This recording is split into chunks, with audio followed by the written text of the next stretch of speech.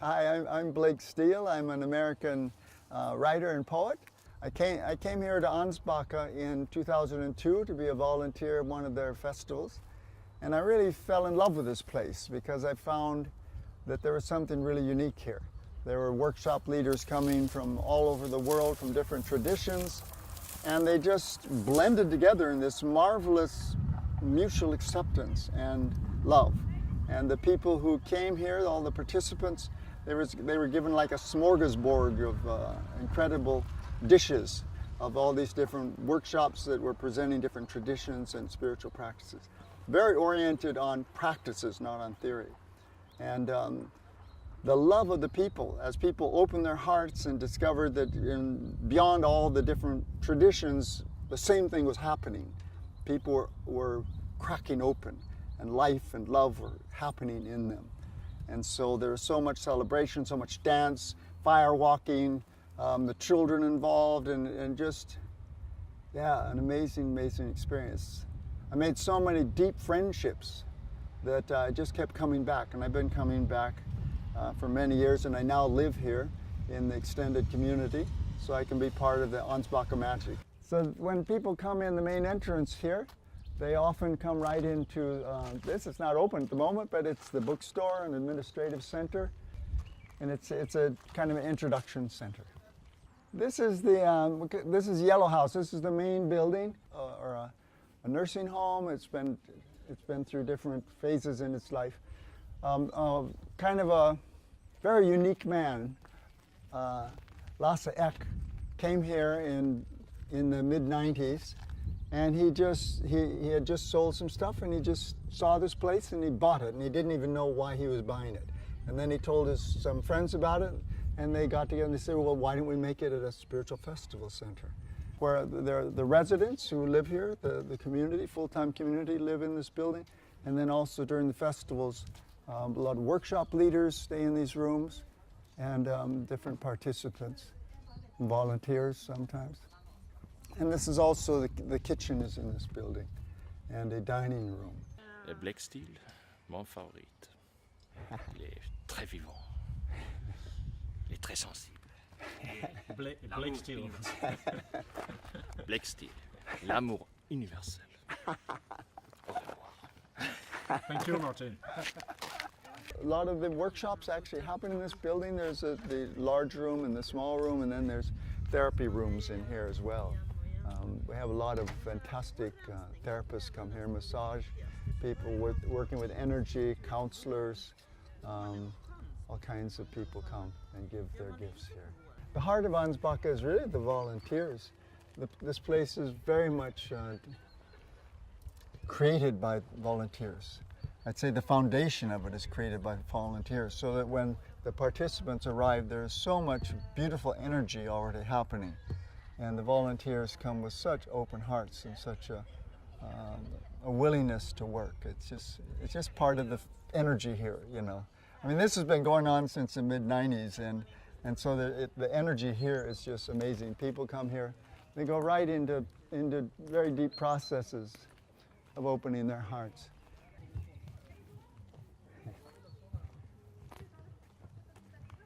Part of the field here, part of the energy that's already here is this feeling of safety and total support. And a lot of very talented people are here, you know, who are like professional musicians, and so there's such this blending, you know, of just people being able to just open up new areas in their life where they've never tried to be on stage or to sing publicly.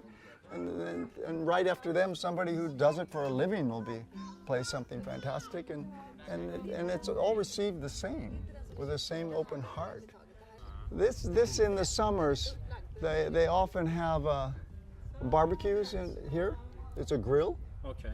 And this is the fire. And in the summer festivals, we'll have fires there, and there's drumming circles. It's also just a social gathering place. Yeah, it's an important part of the heart of Ängsbacka here. Yeah, this is part of the organic development of the place. There's very large gardens, spaces. There's 2 greenhouses. There's a chicken house over here. You can see the tool shed there as well.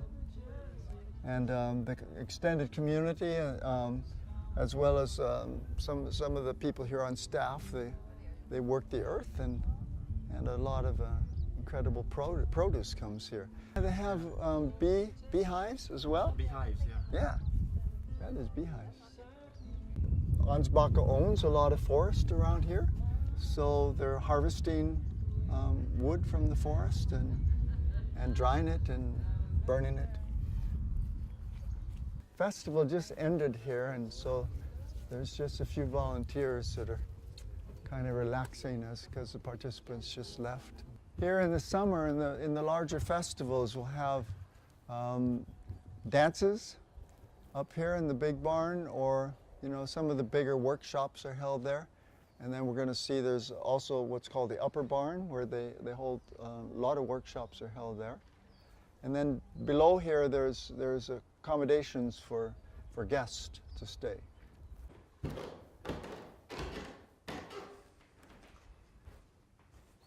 Okay.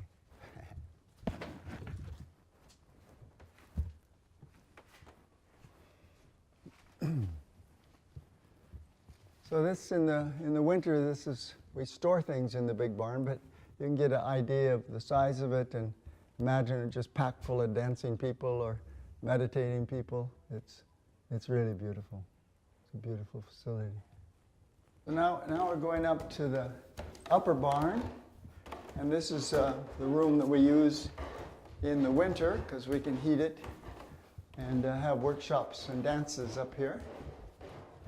And we just had the closing ceremony, so the volunteers are just taking a break before they start cleaning everything up, so you get to see it raw, the way it is, after a lot of people have been here.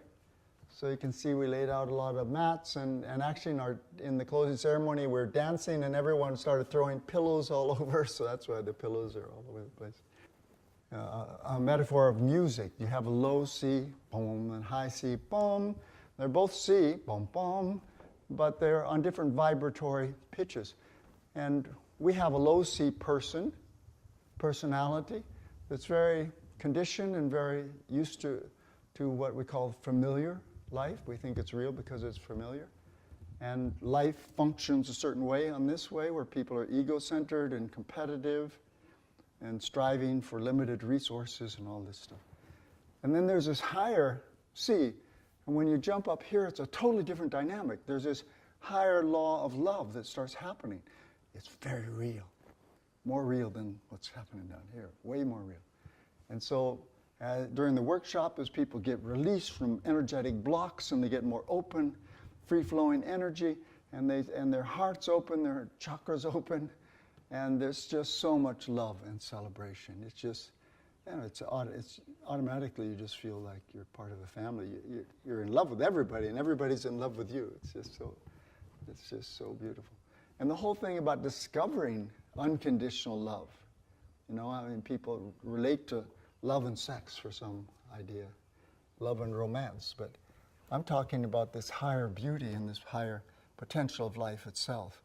This harmonious, healing energy of the universe, this energy that's created the star fields and the flowers and the trees, and creates human energetic systems to bloom open and to have free-flowing energy. And when energy is free-flowing, people become pleasurable within their own bodies. They just, people who have struggled their whole life with self-images, they start to settle into their body and with an open heart and feeling the energy of the spirit flowing through them, and it's just love. Love starts happening. Very spontaneously, love starts happening.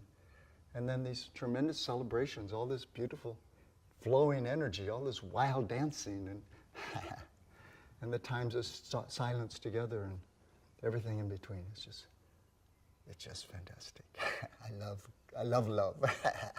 I love the divine love. It's just amazing what happens. This is the future. This is the future of the world. We're just getting a taste of where the world's going to go. It's going to be a very sane and beautiful world.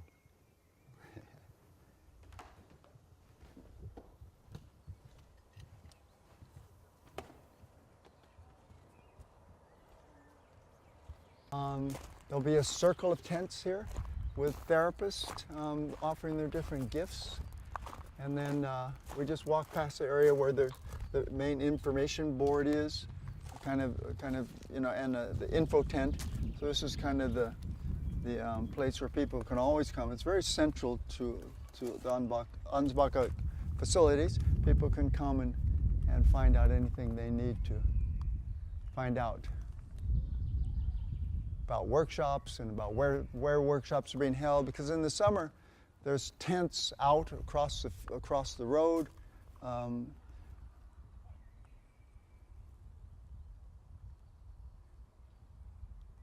During festivals, there's saunas every night. There's also a hot tub up here that is functioning in the summer.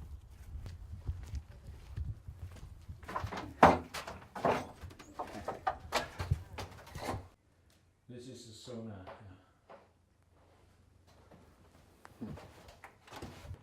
Yeah, it always smells of wood smoke. So there's the annex, and there's the big yellow house, and there's the cafe and the big barn. Going past the big barn up towards the straw bale house up in the forest here. This is a sawmill, and the community is cutting its own lumber. You know, it's beautiful. The straw bales were covered with mud from the property. It was all built by volunteers. And there's no electronic gadgetry in it. It's heated by wood. It's a very peaceful place. We do a lot of meditations here and small workshops as well during festivals. Have a vision of building a lot of places like this in the forest and on the edges of the forest, and even places where people can live here. I see there's been stuff going on in here, and the participants just left, so this is probably this is being used as a workshop. But you can see the wonderful construction here in the roof. I spent a lot of time doing that. Yeah. It's very peaceful in here.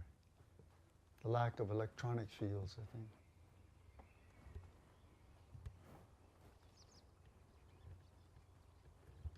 Chicken coop, and down there you can see a big bare spot. That's where we put the big tent up that we call it the heart tent, where the opening meetings are, and some of the bigger workshops and dances and closing meeting are all held in the. All kinds of juices are made, organic juices. Come on in. So this is the little cafe and the open stage area. And there's some amazing cooks here that make all kinds of goodies. This is a beautiful area where people relax and have their different treats, their different pastries, and maybe a bowl of soup and lattes and teas, and socialize together, just really relax and interact with each other, which is an important part of Ängsbacka. It's not just about workshops, it's really about relationships and people meeting each other in a very authentic way. And through that, you know, so much is facilitated, so much movement of energy, which of course is the opening of their system to be able to experience life, the melting away of trauma. We have special things here to help people who have been traumatized in their life. And there's a lot of support to really go deep here as well as to go high.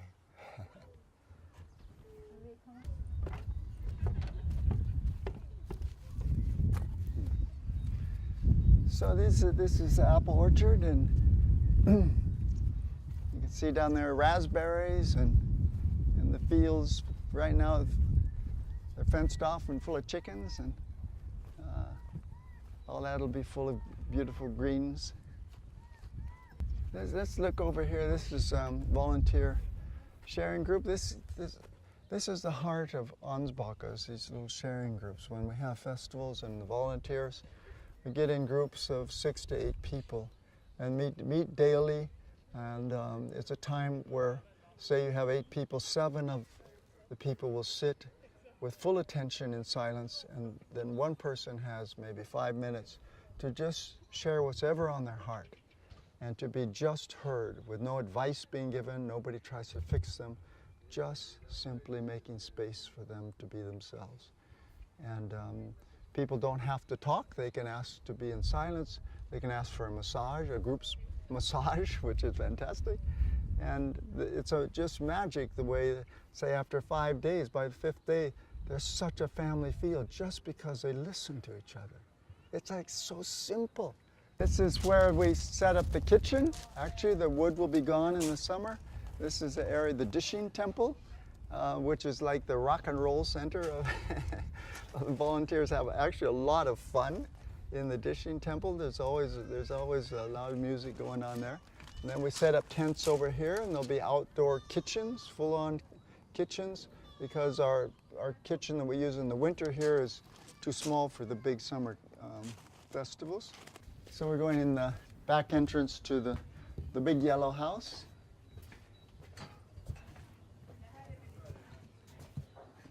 And this is entrance to the kitchen area. Hello. Hey. Hello. Hey. So this is the kitchen, and actually they prepare food for a couple hundred people in here. They just were preparing food, and now they're preparing lunch for the volunteers. Or dinner? I guess dinner, huh? I've actually had a lot of fun being a dishwasher here in past festivals, with the music blaring and everybody's rocking and rolling, and the work just flows so effortlessly. So this is kind of a combination of a meeting area, but also for these smaller festivals, we'll serve the food in here, and then people will sit in these corridors. If the weather's good, people they really feel like they're coming home when they come here, because of because of the people and renewing friendships from the last festivals and the last year and all that happens. But also, it's just in the air here. It's like an artist paints a painting, and the energy is held in that painting, or our author's energy is held in a book. This area, this land, holds the energy of thousands of people coming here and loving each other and having tremendous spiritual breakthroughs and changes in their life, just because it's focused on silence, and it's focused on spiritual practices that work, doing them together. It's not a place where people philosophize and talk about theories. It's a place where we try things out and see how it works. To me, it's both the journey into heaven, the heaven of love on earth, but it's also a foretaste of what I believe is going to happen when we have this breakthrough in energy and we get unplugged from the grid and we start to have this inexpensive or free energy. That it's going to enable people to live in places like this, where spiritual development and celebration and healing is central to the community, and creativity, people becoming more creative, getting into writing, into painting, into dancing, into all kinds of form of creative expression, and really working with the children. That's a futuristic vision. I really believe it. That's healthy. In my writing, I express this, where the children become very central to community, to understand their developmental needs, to meet them in love, and to just grow beautiful people. Grow beautiful people. That makes sense. Let's just grow beautiful people. And I see the day where little communities like this, spiritual communities that are very celebrant and very full of creativity, that there's maybe a mile or two, or 5 kilometers over here, and people can get on their bikes and go visit them, and different things are happening in that community. And then we cross-pollinate and inspire each other with different ideas and different healing modalities, and everything keeps fresh and everything keeps growing. There's no boredom in the life of when we really enter the way of life and the way of love. There's no boredom. It's a constant journey into more and more wonder and more amazement and more and deeper love, which is so fulfilling. So fulfilling.